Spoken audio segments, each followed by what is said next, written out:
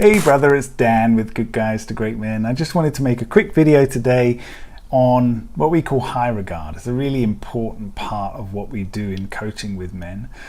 And it's really important because it's quite transformational. It is a really impactful tool that you can have in your belt when you're dealing with a relationship. And so sometimes I'll talk about low regard and high regard, and low regard often looks like if only the other person would show this, bring this to the relationship. And so as guys, this often sounds like, if only she would initiate sex more often, if only she would be more affectionate, if only she would be less critical, if only she would appreciate all that I put into us and the family and the house and the kids and all the stuff that I do for us, if only she would. And so that is viewing her and the relationship in low regard. And if you find yourself oftentimes kind of muttering around under your breath, frustrated, comparing her to other women and other relationships and asking yourself, why am I here? Constantly putting pressure on yourself, you are absolutely holding the relationship and her in low regard.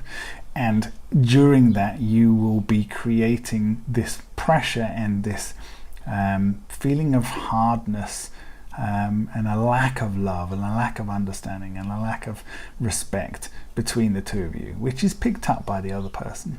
So that is low regard.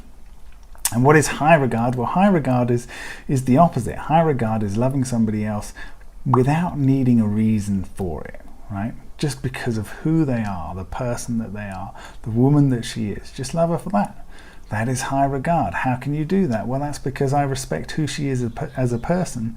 It's not about the behavior. When she's criticizing me, I know that's not really her. Right now, that's because she has a pressure of something or other that she thinks needs to be done right now, or that I'm doing something that's going to affect some long-term thing that she's focused on. And so that's where the criticism is coming from.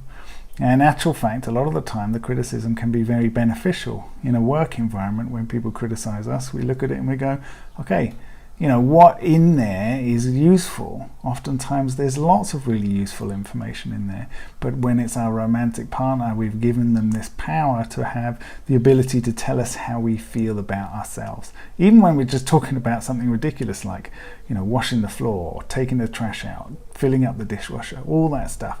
Totally unrelated to who you are as a man, and totally related to something that is happening, something you're doing, something that she's doing, nothing to do with the people that you are, nothing to do with the relationship that you have, just little bits of behavior. And so high regard is being able to be in that situation and not get affected by it, not take it personally, not think that it's a criticism of your character and who you are as a man, but to know this is just a moment. And it's not something that I need to react to. But there is some useful information in here. Why is the other person upset about it? That would be interesting to understand. What is it in particular about the thing that we're arguing about, or that I'm noticing criticism coming about, that is so important? Because there's something in there that's important that would be really useful to find out if you can get to the bottom of it, right? It's not about you. It's about something else. So what is that? You have to be able to hold first yourself in high regard, right? I respect myself greatly. I know who I am, and I know what I bring to this relationship, and I know what I bring to my life and where I'm headed. So that's the first thing, having high regard for yourself. And then you're able to have high regard for the other person and for the relationship from that place of self-respect. Otherwise, we're always kind of scrabbling around, needing to get our sense of self-respect, our sense of love, our sense of worth from the other person. We're always chasing it. And I can guarantee you, if you're always chasing and needing somebody else to give you that sense of self, that sense of worth, that sense of love, they are at some point going to run away from it, right? They're at some point going to feel this is so much pressure. You can understand it from a child who is wholly reliant on an adult for that sense of love, for that sense of belonging.